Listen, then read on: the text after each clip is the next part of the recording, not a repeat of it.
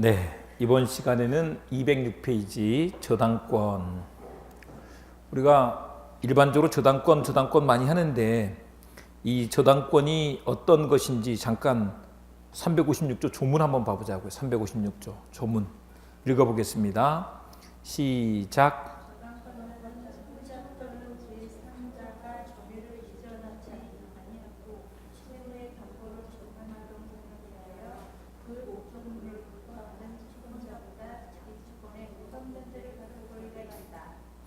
그래서 요거는 첫 번째 줄 점유세모, 점유를 이전하지 아니하고, 저당권 설정에도 은행이 와서 살지 않고 주인이 살잖아요.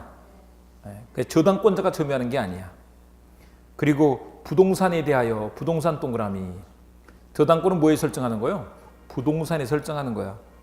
그래서 만약에 이제 채무자가 빚을 못 갚아, 그러면 그 부동산으로부터 뭐 할 수 있는 권리라고요? 우선 변제 받을 권리가 있는 것이다. 우선 변제 동그라미. 그래서 이게 담보 물권이 되는 거야. 담보 물권. 그런데 점유를 이전하지 않으니까 아까 점유 세모 위에다가 유치적 효력 X, 유치적 효력이 있는 거예요, 없는 거예요? 없어. 그 말인 거죠. 이렇게 되는 것입니다. 그래서 이제 보면 요거예요. 우리 저당권, 그러면 저당권은 이게 기본적으로 채무자가 빚을 갚아야 되는데 못 갚을 때 그 부동산 경매에서 그 부동산으로부터 우선 변제를 받을 수 있는 권리라고요. 근데 그 우선 변제 받을 때 뭘 하는 거냐? 부동산을 경매해 가지고. 아셨죠? 이런 특성이 있으니까 저당권이 뭐가 된다고? 담보물권 이렇게 된다고요. 아셨죠? 네, 이렇게 되는 것이다. 근데 우선 변제권이 있지만 유치적 효력은 있다 없다? 없다는 것이다. 우선 변제적 효력만 있는 거야. 유치권하고 달라. 그래서 유치권은 유치적 효력이 있지만 우선 변제적 효력은 없다라고 이렇게 했었단 말이죠. 받으시고요. 그런데 이제 봐보자고요. 우리 그러면 누가 유치권자고, 누가 저당권자고, 누가 이 저당권 설정자가 될 것인지 이런 걸 한번 봐보자고요. 저당권자는 그럼 누가 돼야지 될까요? 저당권자는 누가 저당권자가 돼야 되는 거야? 기본적으로 봐보세요. 돈 받으려고 저당권 설정했잖아요. 은행이 우리 채권자죠. 채권자이면서 뭘 갖는 거야? 저당권을 갖는 거죠. 그래서 채권자가 저당권자가 되는 거야. 채권이 있어야 저당권이 있다고요. 그런 걸 아까 뭐라고 한다고요? 부종성이라고 했다고. 얘들은 붙어 있어야 돼. 부종성 때문에 그런 거야. 부종성 때문에. 그래서 저당권자는 채권자 이렇게 되고.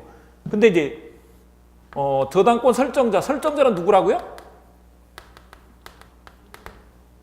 설정자는 누구라고? 주인이라고. 주인.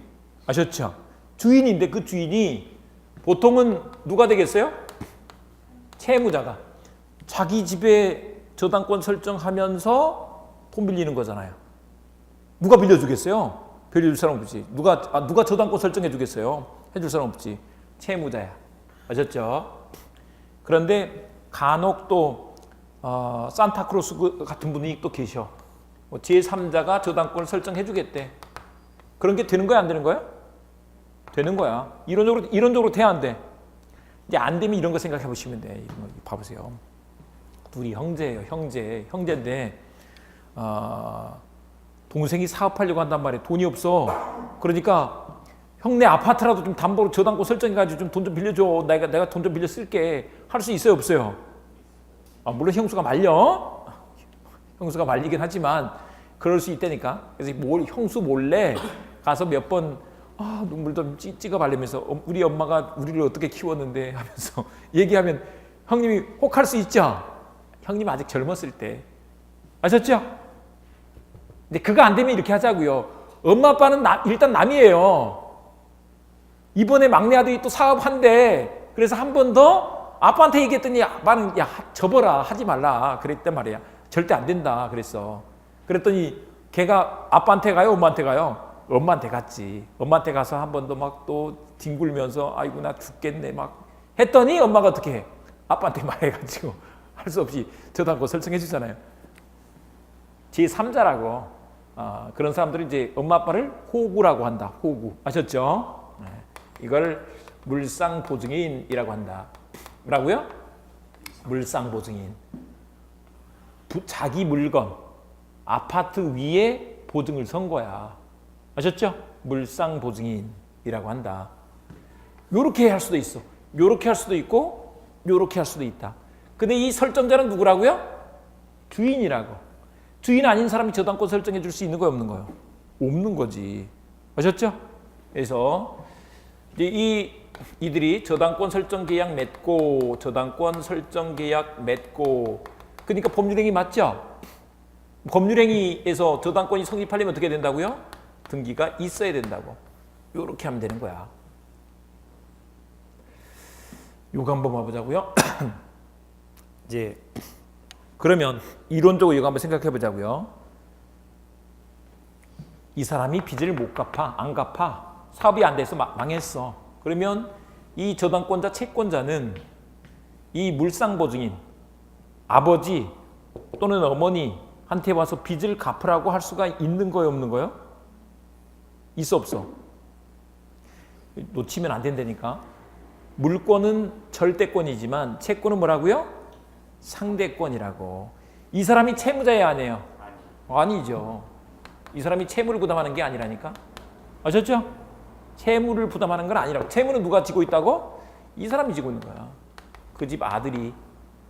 그리고 이제 법적으로 용어를 좀 공부합니다. 책임을 진다 이렇게 말한다. 책임도 지는 거예요.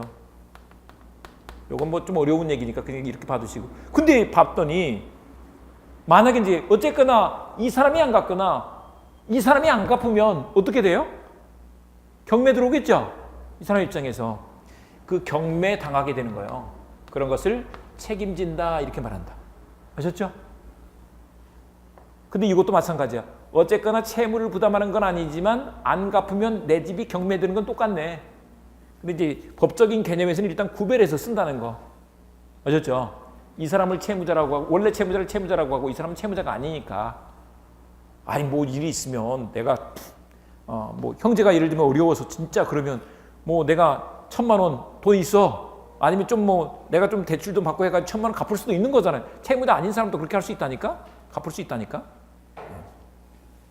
책임을 진다. 책임진단 말은 안 하면 나중에 이 집에 경매 들어온다. 이런 뜻인 것이다.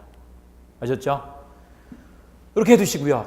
근데 저당권 설정할 때 뭐에다가 설정한다고요? 저당권의 대상이 되는 것은 부동산이다는 거죠. 부동산에 설정하는 거야. 부동산 그러면 뭐가 있다고요? 기본적으로 토지, 건물. 보통 이제 아파트에 저당권 설정하지만 어디에다가 할 수도 있다고요? 땅에다가 저당권 설정할 수도 있다고. 예배적으로 이게 이제 지상권이나 전세권 위에 할 수도 있다 이렇게는 말한다. 지상권, 전세권 위에다가 할 수도 있기는 하다. 이렇게 해두시고요. 그 다음에 이거 한번 봐보자고요. 근데 이제 이 저당권의 효력이 미치는 범위가 있다. 보세요. 저당권으로 담보되는 채권이 있는데 이걸 피담보 채권이다 라고 하고 이제 부동산에다가 이렇게 저당권을 설정했어. 그러면 저당권의 효력이 미치는 범위 요 말은 뭐냐면 저당권의 효력이 미치는 범위 요 말은 뭐냐면 이 저당권의 효력이 뭐라고요? 효력이? 력은 힘이야. 힘력자. 그리고 효가 약효할 때 약발이 닫혀. 힘이 미치는 약발이 미칠 거 아니야. 힘이 미치는 범위가 어디까지냐 이 말이에요. 그러니까 요건 뭐냐면 이제 피담보 채권은 이 채권이 있다고 해서 모두 다 그 저당권으로부터 우선 변제를 받을 수 있는 것이 아니고 일정 범위까지만 우선 변제를 받을 수 있다는 거야. 다 받을 수 있는 게 아니야. 그런데 이제 우리 돈을 빌려주면 그걸 원금이라 그러죠. 원금 원금을 우선 변제 받을 수 있어요. 근데 그 원금을 법에서 이제 민법에서는 원본이라고 한다. 원본 뭐 이렇게 알아두시면 되고요. 돈을 빌려주면 기본적으로 또 뭐가 생겨요? 이자가 생기죠. 이자. 그리고 또 위약했을 때 손해배상 얼마 하기로 약정을 했어. 위약금. 아셨죠? 그 다음에 이제 또 보세요. 만약에 이제 빚을 못 갚으면 그 저당권자가 경매 들어갈 거 아니에요. 경매할 때는 돈이 들어가야 안 들어가요? 돈이 들어가죠. 뭔가 이게 조사도 해보고 뭐 평가도 하고 해야 될 거 아니에요. 그러니까 거기에 돈이 들어가. 그걸 저당권 실행 비용이다 이렇게 말한다. 먼저 그 실행 비용도 그 경매 대금으로부터 공제받을 수 있어야 될 거 아니에요. 그렇죠? 그리고 이제 이게 우리 봐보세요. 이자가 만약에 날짜를 그냥 지나치면 그걸 지연이자 이렇게 말해. 지연이자. 근데 그 성질은 손해배상이야. 이걸 다 쓰면 채무불이행으로 인한 손해배상인데 손해배상금까지. 요거 지연손해금 또는 지연이자 이렇게 말한다. 요거까지 다. 아셨죠? 근데 요거는 너무 커져버리면 봐보세요. 우리 이제 저당권은 순위가 있잖아요. 1순위, 2순위, 3순위 이렇게 간단 말이에요. 근데 내가 1순위인데 만약에 그 이자율이 높으면요. 그 이자율 높은 것대로 다 지연이자까지 다 받을 수 있으면 뒤에 사람들 신경 쓸 거 없이 그냥 우리 은행에다 돈 넣어놓으면 이자 몇 푼 안 주잖아요. 내가 그거 확 키워가지고 다 받으면 되겠네? 그러면 어떤 문제가 생기겠어요? 후순위자가 다 받지 못하는 일이 생기겠죠. 그래서 이 경우는 1년분으로 딱 제한을 해놨어. 1년분만. 아셨죠? 그러니까 1년분 넘어갔어. 1년치가 넘어갔어. 그러면 우선 변제 받을 수 있는 거예요, 없는 거예요? 그것으로부터는 못 받는다. 이런 뜻인 거예요. 채무자는 그 1년치 넘어가는 것들을 갚아야 돼, 말아야 돼? 갚아야죠. 빚을 지고 있으니까 갚는 건 맞다니까? 근데 경매 들어갔다 그 말은 채무자가 다 못 갚고 있다 이런 얘기잖아요. 그러니까 법적으로 채무는 부담하고 있는 거야. 그렇지만 저당권자 입장에서 우선 변제를 못 받는다고. 그래서 요런 것들을 우선 변제 받을 수 있도록 해준다는 것이다. 요거를 이제 이렇게 좀 기억을 해 두실 건데 원이, 위, 실, 손 이렇게 해서 요즘 그 실손보험 많이 들죠? 원이가 술을 좋아하거든요. 그래서 위에 대해서 미리 위가 빵꾸 나면 실손보험으로 해결하려고 실손보험에 들어놨어. 참고로 원이는 제 사촌 형이다. 저보다 한 살 많은. 제가 학교를 7살에 들어가지고 초등학교를 같이 다녔다. 아셨죠? 원이가 진짜로 술을 좋아해. 그래서 위에다가 실손보험을 들었어. 원이, 위, 실손. 아셨죠?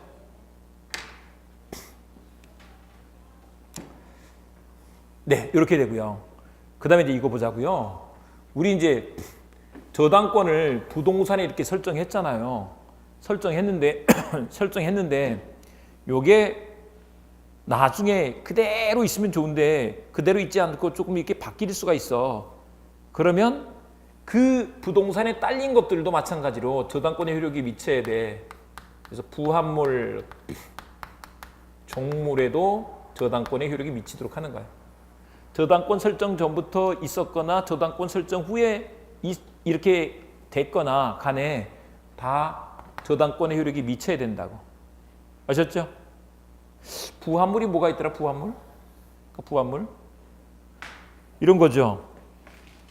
우리 산에 돈을 빌리면서 저당권을 설정한 거예요. 산에다가 임야에다가. 근데 그 뒤에 나중에 나무를 심었어. 그러면 나무는 그 임야에 부합된다 그랬죠.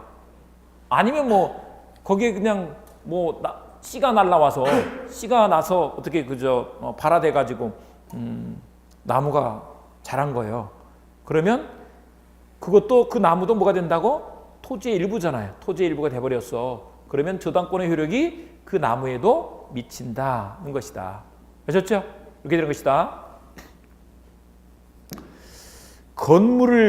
건물에다가 저당권을 설정한 거예요. 근데 아까 우리 건물에 증축할 수 있다 그랬죠? 이건 아까 우리 얘기했으니까 지금 다 여기서 간단히 보는 거예요. 증축을 했어. 그러면 그 증축된 부분도 건물의 일부가 된다 그랬죠? 그러면 그 증축된 부분에 대해서도 저당권의 효력이 미친다. 이런 뜻이라고요. 그 부합이 됐다는 건 어떤 의미냐? 나중에 이제 경매가 됐을 때, 경매 안 되면 사실 그거 뭐예요? 그냥 채무자가 빚 갚으면 그런 거 따질 필요도 없잖아요. 근데 경매가 되면 나중에 뭐예요? 그 증축된 부분도 그 나무도 저당권 설정 당시에는 없었더라도 나중에 경매가 되면 경락인한테 함께 넘어간다. 이 말인 거라고. 아셨죠? 또 이런 거 생각해 보자고요. 거기다가 화장실에다가 저당권 설정할 때는 좀 안 좋았었는데 저당권 설정하고 나서 화장실을 다 개보수해서 그게 그저 뭐 타일을 다시 붙이고 다 했단 말이에요. 그러면 그 타일이라든지 뭐 이런 변기라든지 이런 것들은 건물에 부합됐죠. 그러면 어떻게 한다고? 나중에 경매될 때 야 저당권 설정할 때는 없었으니까 나 이거 파버릴 거야. 이런 게 안 하고 한꺼번에 넘겨야 된다고. 그런 뜻이라고 이게. 아셨죠? 예. 종물은 뭘까요? 종물은? 아까 우리 주된 권리, 종된 권리 그랬는데 종된 권리는 주된 권리에 딸린 거다 그랬죠? 그러면 종물은 뭐예요? 딸린 물건인 거지. 딸린 물건. 종된 물건 그러면 잘 이해가 안 돼. 종은 주인을 따라가죠. 마찬가지로 종물도 주물을 따라가는 거야. 아셨죠? 그런 게 뭐가 있느냐면 예를 들면 주유소도 우리 사업하는 거니까 또 돈 빌리는 경우 많이 있겠죠. 그래서 주유소에다가 저당권을 설정했어요. 그런데 주유소에 사업하려면 뭘 붙여? 주유기를 붙이잖아요. 이 주유기는 주유소 건물에 딸린 거라고. 아셨죠? 저당권 설정할 때는 그 주유기가 아니었어. 근데 저당권 설정하고 나서 주유기를 갖다 달았네? 근데 이제 사업이 잘 안 돼서 그게 경매됐단 말이에요. 그랬을 때 그 주유소 건물 주인이, 주유소 주인이 야, 저당권 설정할 때는 이 주유기 없었으니까 나 이거라도 팔아서 떼서 팔아가지고 생활비 쓸 거야. 할 수 있다 없다? 없다. 경매할 때 그 주유기까지 같이 넘겨야 된다. 이런 뜻이라고. 아셨죠? 네, 종물이다. 딸린 거. 예, 이렇게 인정이 되는 것이다. 그 다음에 이제 과실이 있는데 과실이 아까 뭐라고요? 열매. 거기에 무슨 과실이? 천연과실과 법정과실이 있단 말이에요. 법정과실 아까 집세 법정과실이라고 그랬죠. 이를테면 이런 거요. 내가 분양을 받으면서 저당권 설정했단 말이에요. 하지만 저당권 설정했지만 또 내가 집이 2개니까 그걸 세를 줄 수 있죠. 그 집세를 주인이 받아요? 은행이 받아요? 주인이 받아야 되겠죠. 주인이 받잖아요. 주인이 받아. 근데 요건 이제 뭐와 연결이 되는 거냐면 그걸 쓰는 사람이 받는 거야. 그걸 쓰는 사람이. 근데 봐보세요. 유치권 같은 경우는 아까 개를 누가 데리고 있어요? 유치권자가 데리고 있죠. 그랬을 때 거기서 새끼가 나면 바로 자기 채권의 변제 충당할 수 있다고. 그런데 저당권 같은 경우는 은행이 점유하고 있는 게 아니라니까요. 그러니까 과실에는 안 미치는 거야. 이런 거예요. 아셨죠? 그런데 나중에 이게 경매 들어갔어. 경매 들어간 뒤에도 계속 받으면 안 되겠죠. 그래서 그때는 저당권의 효력이 미치는 거야. 근데 경매가 뭐냐면 경매할 때 그 경매의 첫 단계가 압류예요. 압류. 경매의 첫 단계가 뭐라고요? 압류. 그래서 압류 후에는 이렇게 된다는 것이다. 됐죠? 그 다음에 이제 물상 대비가 있다. 물상 대비. 물상 대비는 여기서 따로 한번 봐보자고요. 따로 한번 봐보자. 이제 이런 건데 X 부동산에 저당권을 설정한 거예요. 저당권. 이렇게 설정했어. 저당권의 대상은 뭐라고요? 부동산이라고. 그러다가 사용가치는 설정자가 지배하고 있는 거예요. 그러니까 자기가 쓰거나 딴 사람한테 세를 줘서 수익할 수 있는 거예요. 그런데 이제 못 갚으면 그걸 나중에 경매로 팔아서 처분권을 갖고 있다가 팔아서 거기서 나온 돈으로 우선 변제를 받는 거라고요. 교환 가치를 지배하고 있는 거야. 그런데 이 부동산이 만약에 저당권을 설정해냈는데 멸실이 돼서 불이 나서 다 타버렸어. 아니면 훼손이 됐어. 또는 공용징수. 공용징수가 다른 말로 뭐라 그랬더라? 수용이라 그랬죠. 그래서 다른 대체 이익이 생겼어. 대표물이다 이렇게도 말하는데 예를 들면 그걸 보험에 들어놨더니 보험금 청구권이 생겼어. 보험금 청구권. 남이 불을 내서 거기서 손해배상 청구권이 생겼어. 손해배상. 또 수용 보상금 청구권이 생겼어. 이제 우리 봐보세요. 저당권자는 그 집이 중요해요? 돈 받는 게 중요해요? 돈 받는 게 중요하죠. 근데 요거를 그 교환 가치를 쥐고 있는 거예요. 지배하고 있는 거예요. 그러다가 예를 들면 불이 났어. 또는 이렇게 수용이 됐어. 그래도 이것으로부터 돈 받으면 되죠. 저당권은 여기서 요렇게 가면 된다고. 얘 없어지고 일로 가면 돼. 요로 가면 된다고. 이런 것을 물상, 이런 물건 위에 뭐 한다고? 대비한다고. 대비가 뭐예요? 대비가? 대신 그 자리로 가는 거야. 대비. 한문으로 써보면 대신할 대자에다가 자리 위자야. 저런 물건 위에, 아셨죠? 이렇게 하는 거라고. 물상 대비를 하면 되는 거야. 그런데 이제 이런 게 있어요. 이 저당권자는 어쨌거나 이것으로부터 우선 변제를 받을 수 있는 거잖아요. 다른 것으로부터 우선 변제 받는 게 아니에요.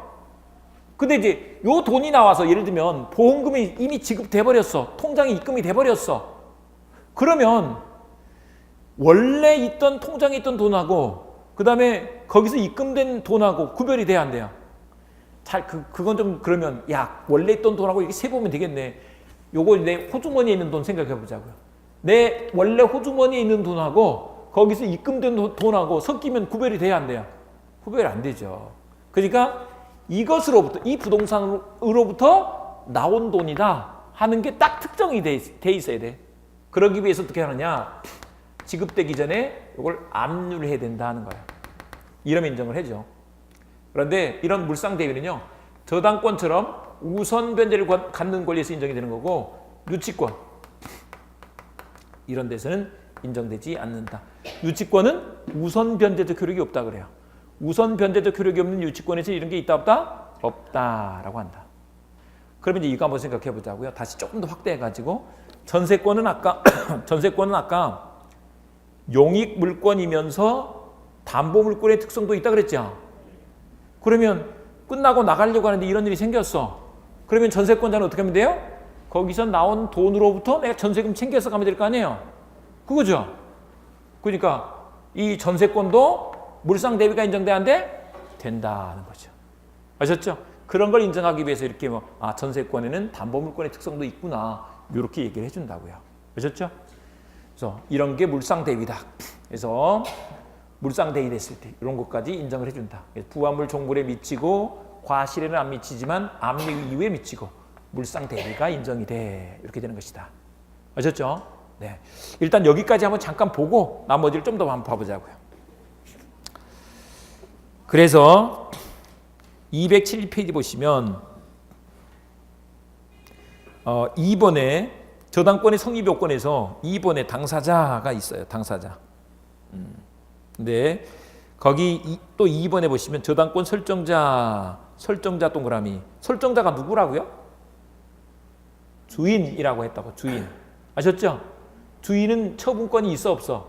있는 거라고. 아셨죠? 그래서 채무자 동그라미, 제3자 물상 보증인 동그라미. 그러니까 이 제3자란 개념은 채무자 아닌, 그러니까 채무자 채권자 아닌 다른 사람 이런 뜻이고, 다만 이제 그렇게 자기 물건, 자기 집 위에 보증을 선 사람이라고 해서 물상 보증인 이렇게 말을 한다고. 됐죠? 그 다음에 3번의 객체 보시면 일단 여기서는 부동산에만 동그라미 쳐두겠습니다. 부동산 동그라미. 그리고 일부 세무, 토지 일부에 저당권을 설정할 수 있을까요? 없을까요? 지금 세무했으니까 안 되는 거죠. 안 되는 건데 왜 안 될까요? 우리 이거 한번 생각해 보자고요. 왜 안 될까?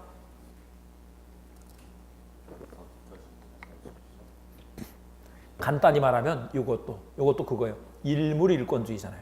하나의 부동산에 하나의 물건이 있는 건데 일부에 되면 되는 거야, 안 되는 거야? 안 되잖아요. 일부는 일물이 아니잖아요. 아셨죠?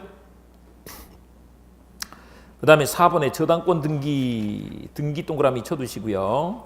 등기 동그라미 쳐두시고, 그런데 4번에 1번 여기다 봐보시면 저당권 등기는 성립요건 동그라미 존속요건 세모. 성립요건이지 존속요건은 아니야.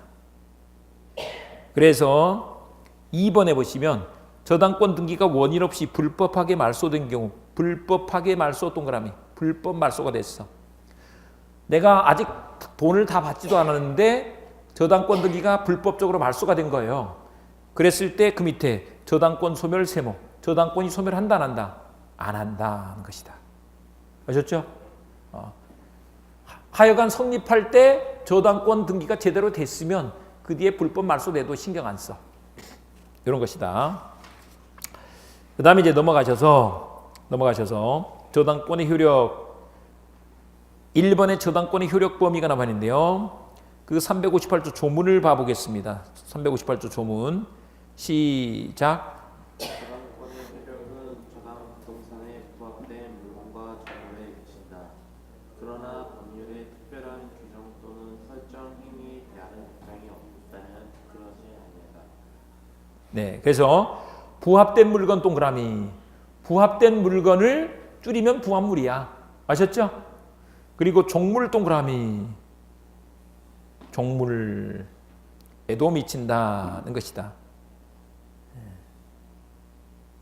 이렇게 봐주시면 돼요. 나머지는 됐고요. 그 다음에 이제 오른쪽에 보시면 3번에 물상 대비가 나와 있죠. 342조 물상 대비, 일단 물상 대비했다 동그라미 치고요. 거기 저당권은 저당물의 멸실, 훼손, 공용징수로 인하여 저당권 설정자가 받을 금전 기타 물건에 대해서 우선 변제받을 수 있도록 해줘요. 그 것들이 뭐가 있느냐? 보험금, 손해배상금, 토지 수용했을 때 보상금 이런 것들이 있죠. 그런 것들에 대해서 우선 변제를 받을 수 있도록 해준다는 것이다. 근데 여기서는 압류에다 동그라미 쳐둡니다. 그래서 우선 변제 받으려면 어떻게 된다고요? 압류를 해야 돼. 압류해야 한다. 마지막 줄에 342조 예에서 마지막 줄에 압류 있죠? 압류해야 돼. 압류 안 하면 안 해줘. 요거예요. 이렇게 해두시고요. 그 다음에 이제 2번에 피담보채권의 범위 360조가 나와 있는데요. 요거를 조문으로 한번 봐보도록 하겠습니다. 조문으로 시작. 저당권은 원본, 이자, 위약금, 채무 불이행으로 인한 손해배상 및 저당권의 실행 비용을 담보한다. 그러나 자연지음상인 원본의 이행기일이 부과한 후에 1년 분에 하나여 저당권을 행사할 수 있다. 그래서 저당권은 원본이자 위약금, 원 동그라미, 이 동그라미, 위 동그라미, 원위, 채무 불이행으로 인한 손해배상, 손 동그라미, 실행비용, 실 동그라미. 원위가 위가 손실됐다 그러면 너무 슬프잖아요. 그래서 원위 실손으로 바꿨다 순서를. 원위가 누구라고요? 사촌형, 나보다 한 살 많은 사촌형. 이 채무불이행으로 인한 손해배상을 그 밑에 지연배상이라고 하는 거. 지연배상. 지연배상 밑에다가 지연이자 이렇게 써봅니다. 이렇게 한번 잠깐 볼 건데요. 어떻게 하는 거냐면 개념이 이런 거예요. 예를 들면 우리가 은행에서 돈을 빌리면 지금 몇 %로 빌려줘요? 그렇게 빌려줘요. 예를 들면 6%라고 해봅시다. 6%의 이자를 낸단 말이에요. 아셨죠? 근데 날짜를 정했어. 그러면 그 날짜마다 갚아가는 거잖아요. 그런데 그 날짜를 못 지켰어. 이행기를 그냥 지나쳤어. 그걸 도과라고 한다. 도과. 도과가 뭐라고요? 그냥 지나치는 거. 아셨죠? 아 진짜 이렇게 어려운 말 써놓은 거야 도대체. 예. 근데 이 법을 언제 만들었다고요? 50년대 만들었으니까 좀 이해를 해주세요. 그때 이제 우리 보통 일반적으로는 지연이자 이런 표현을 쓴단 말이에요. 지연이자 몇 퍼센트를? 6% 지연이자를 계속 주는 거야. 액수는 똑같아. 하지만 뭐라고요? 이걸 지연이자라 그래. 근데 이 지연이자는 성질이 손해배상금이라고. 아셨죠? 요거는 이자라고 하고 이건 손해배상이라고 한다고. 지연배상, 지연이자. 아셨죠? 근데 그거는 1년분 동그라미. 1년분만 이렇게 하는 거야. 1년분만. 1년분 넘어가면 안 돼. 그러니까 1년분까지만 되는 것이니까 여기서 기준으로 보자면 그러면 내가 확실히 돈을 다 받으려면 그 집이 지금 계속 돈 안 주면서 1년을 버텼어. 그러면 그 전에 경매에 들어가야 되겠죠? 경매 안 들어가면 안 되는 거잖아요. 받을 수가 없으니까. 네, 이렇게 해두시고요. 그 다음에 이제 3번에 그 밑에 오시면 3번에 우선 변제권 동그라미 그리고 1번에 경매 동그라미. 그래서 경매에서 우선 변제를 받을 수 있다라고 이렇게 한다. 그런데 그 3번에 보니까 경매의 종류 이래놨잖아요. 거기에 봤더니 오른쪽에 강제 경매, 임의 경매 이렇게 나와 있어. 강제 동그라미, 임의 동그라미. 경매 두 가지가 있는데 강제 경매가 있고 임의 경매가 있다라고 한다. 그런데 저당권에 기해서 경매하는 것을 뭐라고 하느냐? 임의 경매 그렇게 하는 거예요. 임의가 뭐예요? 임의가 그 사람 마음대로 이런 거잖아요. 그 사람 마음대로 경매를 할 수가 있는 거. 이게 임의 경매야. 왜 그러냐면 우리 이제 강제 경매 같은 경우는 어떻게 해야 되냐면 강제로 하는 거니까 법원에 가서 판결 받아가지고 하는 거야. 강제적으로. 일반 채권자가 경매할 때는 강제 경매를 하는 거야. 판결 받아서. 아무나 내가 쟤한테 돈 받을 거 있는데 안 주니까 나 경매할래요. 가서 경매 신청할 수 있으면 우리 일반인들도 불안해서 살 수가 없죠. 그러니까 판결 받아서 하라는 거야. 강제적으로. 그런데 이제 저당권을 설정해 두면 그 사람은 돈을 못 받으면 바로 자기 임의대로 저당권 등기부 제출하면서 경매 신청을 할 수가 있는 거야. 이런 걸 뭐라고 한다? 임의 경매라고 한다. 이런 걸 이제 사실 그 민사집행법에서는 이렇게 써놨어. 이건 옛날식 용어고 담보권 실행 경매라고 한다. 이렇게 밑에다 써둡니다. 뭐라고 한다고요? 담보권 실행 경매. 근데 일반적으로 그냥 임의가 너무 길잖아요. 뭐라고 한다고? 임의 경매 이렇게 한다고. 근데 법전 용어로는 담보권 실행 경매 이렇게 써놨다. 네, 이렇게 해두시면 되겠습니다. 그 다음에 이제 4번에 저당권과 용의권의 관계 요거를 잠깐 볼 건데요. 요거 한번 봐보자고요.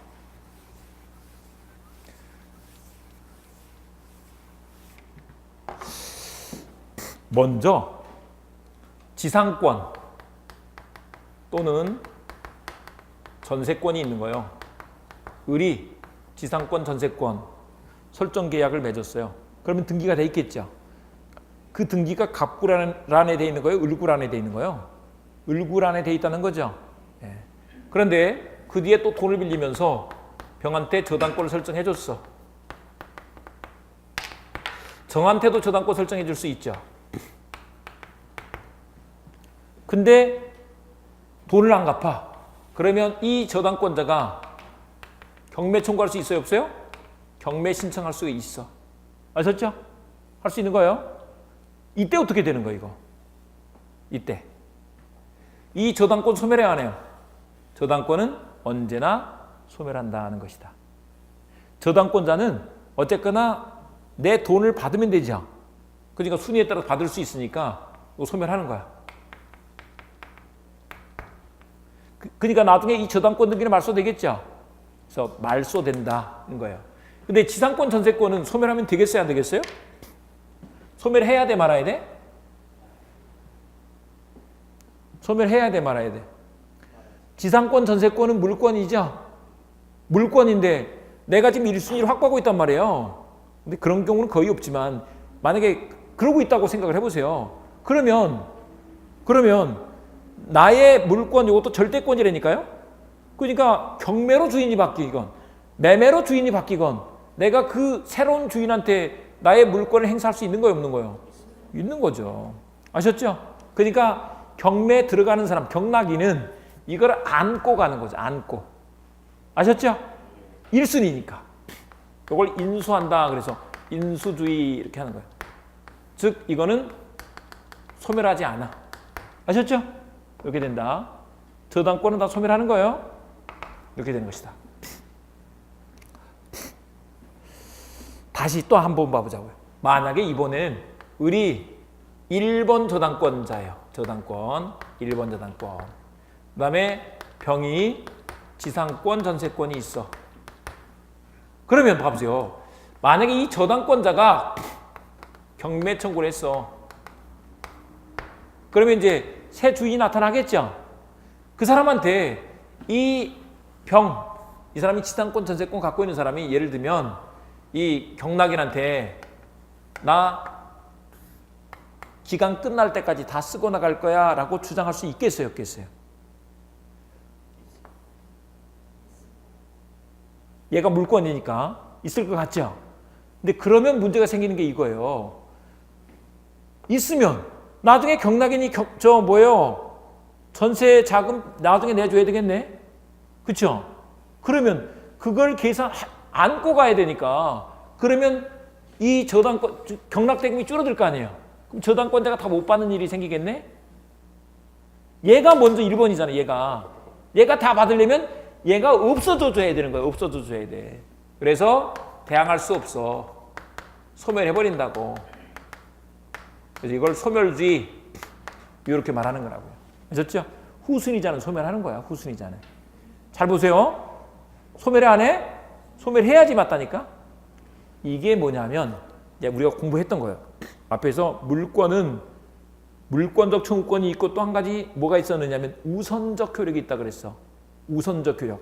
그래서 물권이 채권보다 우선하고 물권끼리는 어떻게 된다고요? 먼저 성립한 게 우선한다고. 성립의 선후에 의해서 먼저 성립한 게 우선한다고. 얘는 먼저 성립했으니까 살아있는 거죠. 아셨죠? 얘는 나중에 성립했잖아요. 얘가 우선해야 돼. 우선 변제 받으려니까 얘들은 혹이라니까? 혹이 붙어 있으면 물건 값이 떨어져요? 높아져요? 떨어지지. 그러니까 그러면 안 되잖아요. 저당권자가 우선 변제 받는데 문제가 생기잖아요. 아셨죠? 먼저 성립한 게 우선해야 되니까. 그런데 이거 한번 봐보자고요. 만약에 여기에 후순위자, 저당권자가 있는 거야. 이럴 수 있죠. 여기 1번 저당권, 2번 저당권. 근데 여기서 경매 청구를 한 거예요. 그래서 경락인이 나왔네. 여기서 경락인이 나왔어. 이 경락인한테 이 지상권자, 전세권자가 대항할 수 있는 거야, 없는 거야? 더 먼저야. 얘는 후순위고 대항할 수 있는 거야, 없는 거야? 근데 아까 그랬죠. 앞에서 미리 힌트를 드렸어. 저당권은 경매가 되면 무조건 어떻게 된다고? 소멸해버린다고. 누가 하든지 간에. 아셨죠? 얘가 경매했죠? 그럼 소멸하잖아요. 그러면 이 저당권도 어떻게 된다고? 마찬가지로 소멸되는 거야. 그러니까 이때는 순위에 따라서 전세권자는 전세금 받고 나가는 거야. 얘보다 1번 저당권이 있으니까. 이런 걸 말소 기준 권리라고 한다. 저당권 등기, 이 다 등기가 말소될 거라고. 말소 기준 권리가 최선순위 저당권, 1순위 저당권. 아셨죠? 이렇게 된다라고 한다. 그래서 소멸해버리는 거야. 요건 이제 상식적으로 좀 알아두셔야 되니까. 물론 상식이기도 하면서 요 원리를 알아야 나중에 또 문제를 풀 수가 있는 거야. 이렇게 해두시고요. 이런 거 한번 봐보자고요.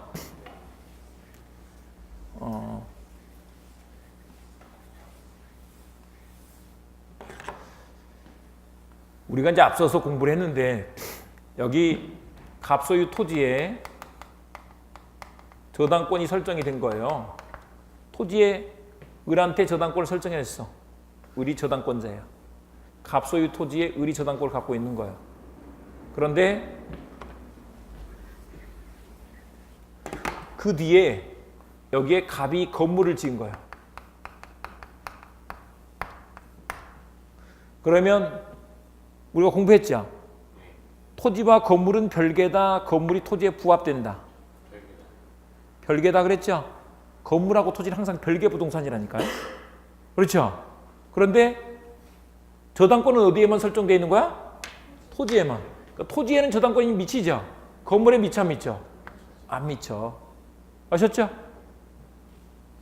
근데 이제 이게 자기 땅에 자기가 건물을 갖고 있으면 문제가 없잖아요. 근데 이게 이제 나중에 빚을 못 갚아서 경매가 됐어. 토지만 경매할 수 있어요, 없어요? 있어. 그러면 여기서 병이 경락인이 됐단 말이에요. 경락인이 되고 요거 그대로 가지고 와서 건물을 지금 갑이 갖고 있어.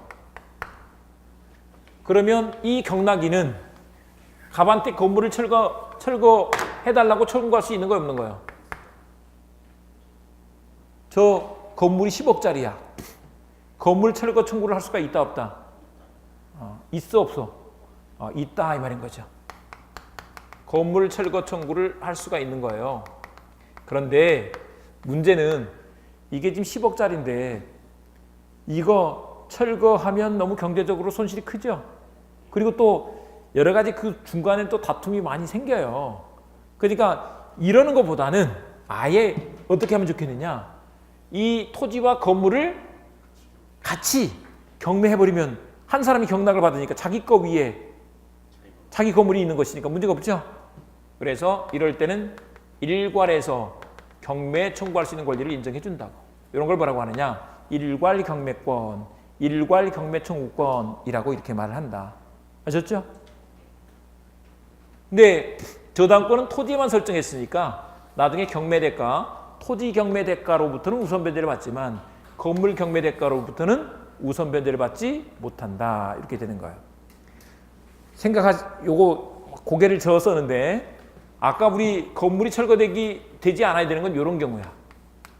토지와 건물이 다 갑소유인데 여기 토지에만 나중에 저당권 설정을 한 거예요. 그러다가 경매가 됐어. 저당권 설정 당시에 토지와 건물의 소유자가 같았죠.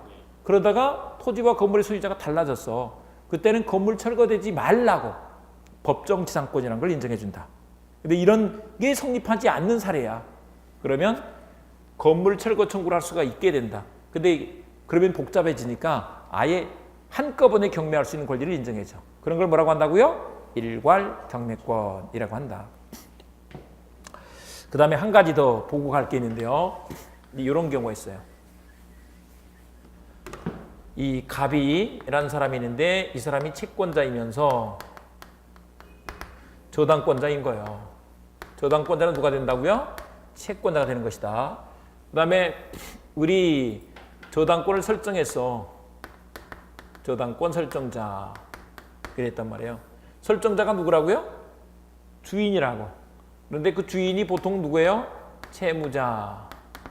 또 제3자를 뭐라고 한다고요? 물상보증인. 호구라고 해. 호구.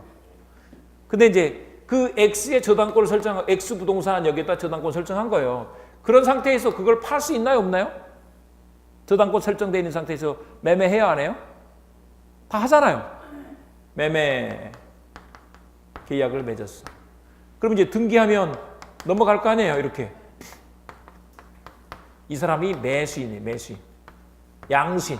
이렇게 되는데 보통 이럴 때 어떻게 처리해요? 이게 10억짜리인데 이 저당권 설정되어 있는 게 만약에 3억이다. 그러면 어떻게 처리해요, 이거? 보통은 다 이 등기 넘겨줄 때 아니면 그러니까 매매 계약 맺으면서 잔금 치를 때 어떻게 해요? 저당권 등기 말소할 수 있도록 서류 준비 다 해주죠. 아니면 또 이런 방법도 있을 수 있잖아요. 내가 그냥 안고 사는 거야. 그러면 실제로 대금은 얼마만 줘? 7억만 주는 거예요. 이렇게 하면 된다고, 이렇게. 근데 이 사람은 좀 바보야. 내가 이 사람이 곧 갚을 때니까 좀 일단 이렇게 넘어가고 내가 한 달 후에 나머지 3억을 다 갚을게 이렇게 했어. 이런 경우 있을 수 있죠. 이런 사람은 바보야. 사고가 안 날 것 같지만 다 난다. 이런 사람을 뭐라고 하느냐? 제3취득자라고 한다. 뭐라고요? 다시 본다. 물상보증인은 호구, 제3취득자는 바보. 사고가 나요, 안 나요? 나요. 집에서 완전히 쥐어뜯겼어 이제. 그런데 바보는 짓밟아야 돼요? 보호해줘야 돼요? 보호해줘야 돼. 약자는 보호해야 돼? 짓밟아야 돼?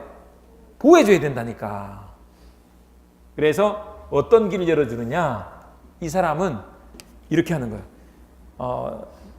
요거는 그냥 뭐 말씀으로만 좀 드리면 나중에 경매가 됐을 때 자기 집을 자기가 경락받을 수 있는 권리도 인정해 주고요. 또 한 가지가 원래 채무자는 저거 아까 뭐 1년분 제한 이런 거 있었잖아요. 근데 그게 그런 제한을 받지 않고 다 갚아야 되는 거예요. 다 갚아야 되는데 이 제3취득자 이런 사람은 그 부동산으로 담보된 채권만 변제하면 돼. 1년분 넘어가는 부분은 안 갚아도 된다는 거예요. 아셨죠? 그래서 그 부동산으로 담보된 채권만 변제하고 저당권 소멸을 하게 할 것을 청구할 수 있다는 것이다. 아셨죠? 이렇게 해죠. 나머지는 자세히는 공부하지 말고 용어만 공부하자고요. 물상보증인은 자기 아파트에 저당권 설정한 사람이고 제3자는 맞는데 이 사람은 저당권이 설정돼 있는데 저당권이 설정된 부동산을 그냥 산 사람, 안고 산 사람은 아니야. 안고 산 사람은 자기가 다 갚은 거니까 문제가 없는데 원래 자기가 지금 7억밖에 안 줬으니까 문제가 없잖아요. 그런데 그런 거 없이 한 사람, 10억 다 준 바보 이런 사람이다. 이럴 때 이제 문제가 된다. 일단 여기서 한번 보시는데요. 거기 209페이지 저당권과 용익권의 관계 이렇게 나는데 갑이 채무자 건물이고 A가 선순위 저당권이 있고 B가 전세권이 있어요. 그러면 저당권이 1순위죠. 그러면 경매가 되면 후순위 전세권 어떻게 되는 거예요? 소멸한다고. 아셨죠? 그런데 이제 반대로 전세권이 선순위야. 저당권이 후순위고. 그러면 전세권은 소멸하지 않죠? 안고 간다고. 인수주의라고. 이런 걸 나중에 이제 여러분들이 또 경매 공부를 해보면 이런 걸 권리 분석이라 그래. 이런 게 내가 안고 가야 되면 경락 대금 쓸 때도 내가 그걸 전세금을 빼고 들어가야 될 거 아니에요. 그런 걸 권리 분석이라고 한다고. 네, 이렇게 해두시고요. 그런데 넘어가셔서 3번 말소 기준 권리 동그라미 최선순위 저당권 동그라미. 그것들이 소멸되느냐 말소되느냐 안 되느냐는 어떤 걸 기준으로 한다고요? 1번 저당권을 기준으로 한다고. 1번 저당권. 아셨죠? 이렇게 해두시면 되겠다. 그 다음에 이제 5번에 제3취득자 동그라미 쳐두고요.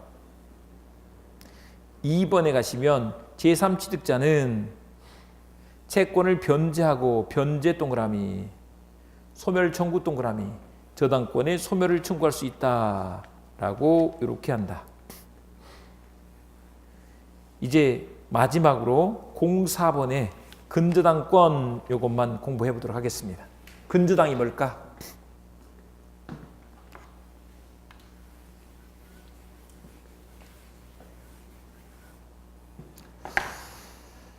우리 이제 지금까지 보통 저당권을 공부를 했어요. 근데 이제 근저당이라는 게 있는데 근저당이라는 건 뭐냐면 이런 거예요. 먼저 보세요. 이게 피담보 채권이 있고, 그러니까 다시 보면 저당권으로 담보되는 채권을 뭐라고 한다고요? 피담보 채권. 근데 거기 채권을 담보하기 위해서 부동산에다가 보통 어떻게 하느냐? 저당권을 설정하는 거예요. 저당권. 아셨죠? 그런데 이런 경우가 있어요. 예를 들면 주유소 사업을 한다고 보자고요. 그러면 이제 그 기름차가 와서 막 몇 드럼씩 이렇게 공급을 해줄 거 아니에요. 그러면 그 정유사 입장에서는 주유소에 대해서 뭘 가지겠어요? 채권을 가지죠. 근데 그 집 망하면 어떻게 되지? 큰일이잖아요. 그래서 그 주유소 건물을 저당 잡아둔 거예요. 저당권을 설정해놨어. 근데 그거 계산할 때 어떻게 할까요? 저당권 설정할 때? 야, 그 거래가 계속 이루어지기 때문에 봐보세요. 거래가 계속 이루어지기 때문에 중간중간 갚고 또 새로 외상으로 또 물건 받고 이렇게 할 거 아니에요. 그러다가 나중에 최종적으로 못 갚으면 부도가 나면 이제 그때 경매 들어갈 거 아니냐고요. 그러니까 그 채권이 계속적 거래 관계에서 생기는 장래 불특정 채권이 되는 거예요. 아셨죠? 이 채권이 계속적 거래 관계에서 생기는 장래 불특정 채권이야. 거기다가 요 부동산의 저당권을 설정하면 이런 것을 뭐라고 하느냐? 근저당이라고 한다. 이 근자가 무슨 근자냐면 뿌리 근자야. 뿌리 근자. 한마디로 이걸 뿌리째 담보를 하는 거야. 우리 이제 장사가 잘 돼서 돈이 많이 생겼단 말이에요. 그러면 중간에 돈 다 갚아버릴 수도 있죠. 외상. 원래 우리 뭐라 그랬어요? 채권이 없으면 저당권도 없다 그랬죠. 근데 만약에 다 갚아버렸다고 저당권이 소멸해버렸다 이렇게 해버리게 되면 그러면 다시 또 돈을 빌려주면서 저당권 설정을 하면 다시 그 저당권 없어졌으니까 새로 저당권 설정해야 되겠네요. 복잡해서 안 되겠죠. 그래서 어떻게 하느냐? 최종 결산기를 정해놓고 아니면 이제 뭔가 그 기간을 정해놓고 그때까지 생기는 채권을 다 담보하는 것으로 중간에 이 채권이 소멸하더라도 저당권 소멸하지 않도록 이렇게 한다고. 아셨죠?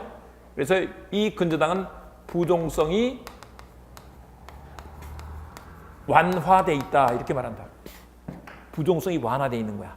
아셨죠? 원래 뭐라고요? 얘가 소멸하면 저당권 소멸하는 거라니까? 근데 이걸 소멸시켜버리면 다시 또 외상거래 계속 할 거거든요. 근데 이걸 다시 살릴 수는 없다고 이론적으로 따져보면. 그러니까 최종 결산기까지 살아있는 것으로 한다고. 이런 것을 근저당이라고 한다. 근데 아까 우리 봐보세요. 이제 이 채권이 채권으로 담보되는 채권이 원본, 이자, 위약금, 실행비용, 또 손해배상 1년분 이렇게 했었단 말이에요. 1년분 이렇게 했었단 말이에요. 그런데 이게 한없이 커지도록 내버려두면 안 되니까 요것들을 기본적으로 최고액 그냥 일단 이렇게 둡니다. 최고액을 정해놓고 이 최고액까지는 담보할 수 있는 것을 이렇게 하는 거야. 계산하기 너무 힘들어. 그래서 그 이자 계산해보고 지연이자 계산해봐가지고 한 요 정도까지 뭐 예를 들면 4억을 빌려주고 이렇게 늘어나면 5억까지도 될 수 있겠네. 그러면 최고액을 5억으로 딱 적어놓는 거예요. 그러면 거기까지 우선 변제를 받을 수가 있는 거야. 아셨죠? 물론 이제 실행비용은 별도로 최우선 변제를 받고 최고액 속에 빠지고 1년분 제한 안 받는다 뭐 이런 것들이 있지만 어쨌거나 이런 것을 학문적으로는 근저당이라고 하는 거예요. 근데 여러분 봐보세요. 여러분 집에 가서 혹시 이제 등기부 한번 열어봐 보세요. 거기에 다 뭐라고 되어 있느냐? 근저당 이렇게 해놨어요. 근저당. 은행에서도 실제로 근저당이 있을 수 있는데 어떤 경우에 있을 수 있느냐면 이제 은행에서 당좌 대벌 계약을 맺고 사업하는 사람들은 돈을 마이너스 통장을 만들어서 돈을 쓸 수 있게 해줘요. 그래 놓고 그 한도를 정해놨는데 근데 그 범위 내에서는 마음대로 썼다 넣었다 이렇게 할 수 뺐다 넣었다 할 수 있게 이렇게 해놨단 말이에요. 근데 은행에서 돈 못 받을까 봐 보통 거기다 뭘 설정해놔? 저당권 설정해놔. 그럼 근저당이죠. 늘었다 줄었다. 또 사업 잘 되면 그거 다 갚아버리면 0이 될 수도 있잖아요. 그래도 저당권 소멸하지 않도록 한단 말이에요. 근데 이제 우리 집 살 때 봐보세요. 집 살 때 예를 들면 대출을 얼마 받을까요? 3억 받아? 5억 받아? 예, 집값에 따라 다른 우리 큰 거 살 거니까 5억을 받았다고 보자고. 5억을 받았어. 그러면 이거는 뭐 넣었다 뺐다 하는 관계가 아니잖아요. 그냥 특정해서 5억을 받은 거지. 그리고 거기서 이자, 지연이자 이런 거 생기면 얼마까지 될 수 있겠네? 그래서 예를 들면 6억 또는 뭐 6억 5천 이렇게 6억이라고 해서 최고액을 정해놨다고 보자고요. 근데 이론적으로 봐보면 원본 5억에다가 이자 또 지연이자 이거 계산하면 얼마 나올까요? 계산이 너무 어려워. 계산기 두드리려면 복잡하죠. 그래서 아예 계산해가지고 그냥 최고액 이렇게 해서 근저당 등기를 해놨다고. 근데 그거는 사실은 가짜 근저당이야. 아셨죠? 진짜 근저당은 아까 뭐라고요? 계속적 거래 관계에서 생기는 채권. 당좌 대월 계약이나 아니면 이렇게 계속적 거래 관계에 있을 때 이런 걸 담보하는 것을 근저당이라고 한다. 근데 실제로는 근저당 등기가 돼 있지만 그건 근저당 등기가 아니다. 실제로는 이론적으로는 근저당이 아니다. 편의를 위해서 그렇게 해놓은 거다.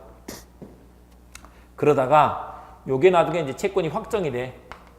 확정이 되면 이때 근저당이 뭐로 바뀌느냐? 보통저당권으로 바뀌어서 경매할 수 있게 된다.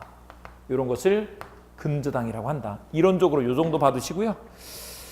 210페이지 357조 근저당에 대해서 한번 읽어보도록 하겠습니다. 조문 읽어보겠습니다. 시작. 저당권은 그 담보할 채무의 최고액만을 정하고 채무의 확정을 장래에 보류하여 이를 설정할 수 있다. 이 경우에는 채무액이 확정될 때까지의 채무의 소멸 또는 이전은 저당권에 영향을 미치지 아니한다. 전항의 경우에는 채무의 이전은 최고액 중에 산타 것으로 본다. 그러니까 이자 등기 이런 걸 따로 해야 안 해요? 안 하고 그냥 최고액 얼마 요것만 해두면 되는 거예요. 아셨죠? 네. 이렇게 하는데 1항 저당권은 그 담보할 채무의 최고액만을 정하고 최고액 동그라미 반드시 최고액을 정하고 등기를 해놔야 되는 거야. 아셨죠? 채무의 확정을 장래에 보류하여 이를 설정할 수 있다. 이 경우에는 채무액이 확정될 때까지의 채무의 소멸 또는 이전은 저당권에 영향을 미치지 아니한다. 여기다 아예 써놨네. 부종성 완화 동그라미. 원래는 봐보세요. 채무가 소멸하면 저당권은 뭐 된다고요? 소멸한다고. 채권이 이전되면 또 저당권도 어떻게 되는 거예요? 이전된다고 따라간다고. 부종성, 수반성이라고 한다고. 그게 맞는데 근저당에서는 그렇지 않다고요. 아셨죠? 이런 걸 부종성 완화 돼 있는 것을 근저당이라고 한다고. 오른쪽에 가시면 그래서 최고액을 한도로 장래 동그라미 증감 변동하는 불특정 채권 동그라미 불특정 채권 봐보세요. 계속 외상 거래를 하다 보면 채권이 특정이 안 되잖아요. 뭐. 그 채권을 담보하기 위한 저당권이 근저당이다. 그러니까 우리 담보대출 받아서 집 살 때 하는 그런 것은 원래 원칙적인 근저당이 아니라니까 변칙적으로 그렇게 쓰고 있는 것이지. 아셨죠? 네, 이렇게 두시고 근데 이제 3번에 가시면 채무 확정 시기 2번에 보시면 근저당권자 동그라미 경매 신청 동그라미 근저당권자가 경매 신청하면 그때 확정이 돼서 보통저당권으로 바뀐다라고 이렇게 말한다. 네, 이렇게 해두시고요. 그다음에 나머지 뭐 공동저당 이런 것들은 있는데 됐고요. 이렇게 해서 오늘 물권법까지 끝낸 거예요. 다음 주에 이제 계약법. 계약법은 좀 양이 많은데 간단히 좀 이렇게 하시면 되는 것이니까 하시고요. 담보물권, 그 전에 이제 용익물권, 소유권, 그 다음에 점유권, 점유권, 소유권, 용익물권, 담보물권까지 이렇게 공부를 한 거예요. 기본 개념만 보는 거예요. 막 너무 자세히 알려고 하지 마시고요. 네, 수고했습니다.